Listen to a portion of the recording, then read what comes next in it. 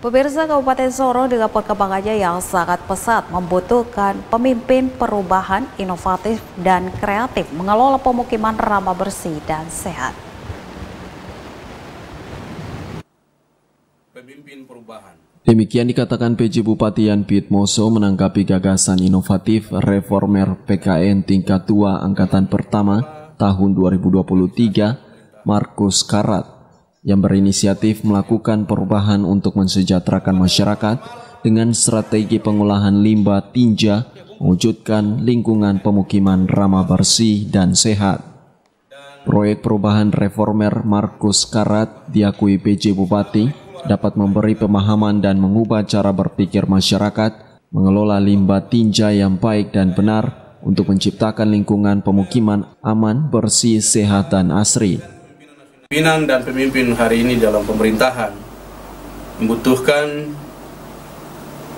pemimpin perubahan, pemimpin inovatif, dan pemimpin yang kreatif di dalam mengelola organisasi dan pemerintahan kepada sebuah areal perubahan untuk kesejahteraan masyarakat di wilayah pemerintahan Kabupaten Sorong. Sehubungan dengan itu, selaku pejabat Bupati Sorong memberikan dukungan yang penuh atas proyek perubahan yang dilakukan oleh peserta atau reformer PKN 2 angkatan pertama tahun 2023, reformer atas nama Dr. Markus Karat SIP MSc dengan inovasi proyek perubahan berjudul Strategi Pengelolaan Limbah Tinja di Kabupaten Sorong dalam mewujudkan lingkungan pemukiman yang ramah, bersih, dan sehat.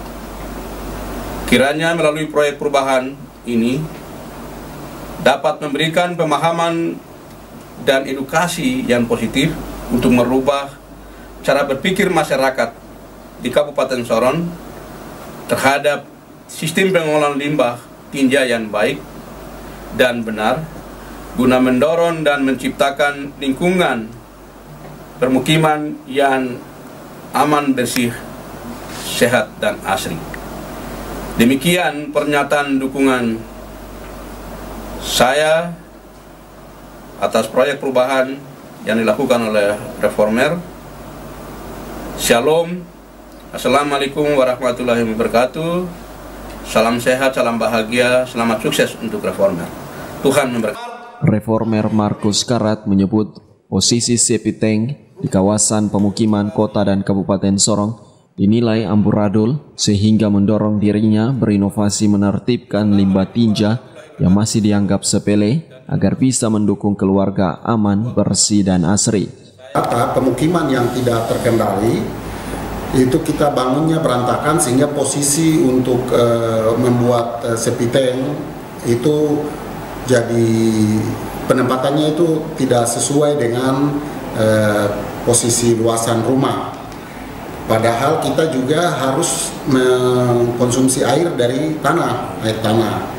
Nah, itu kan secara aturan itu persyaratannya limbah tinja atau buangan rumah tangga itu septic tank itu dia harus jaraknya dengan, misalnya kalau kita bor air itu paling kurang itu 10 meter. Nah, ini akan berpotensi untuk mencemari air bawah tanah. Nah, oleh karena itu selama ini kita lihat di Sorong kebanyakan orang sedot limbah dari septic tank atau tinja itu hanya dengan menggunakan fasilitas yang seadanya saja, dan ini juga hanya sekedar kesempatan untuk orang bisa mendapatkan uang sehingga pakai mobil pickup, kemudian sedot pakai alkon, lalu ditampung di profil tank, kemudian bawa nanti kadang dibuang di sungai, di rawa-rawa atau buang ke laut. Nah, ini sebenarnya tidak boleh.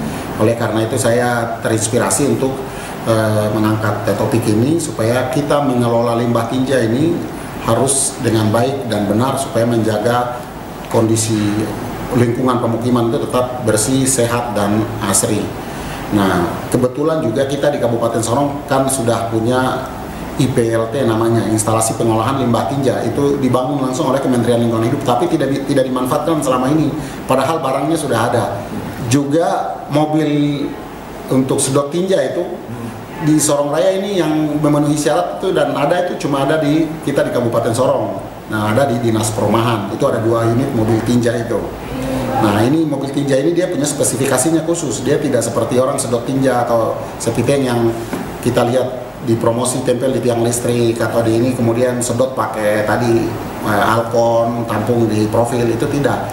Ini mobil yang ada di Dinas Perumahan ini dia karena spesifikasi khusus, karena itu mobil langsung dari Kementerian PUPR, dari Semi Finjalan CWM Channel.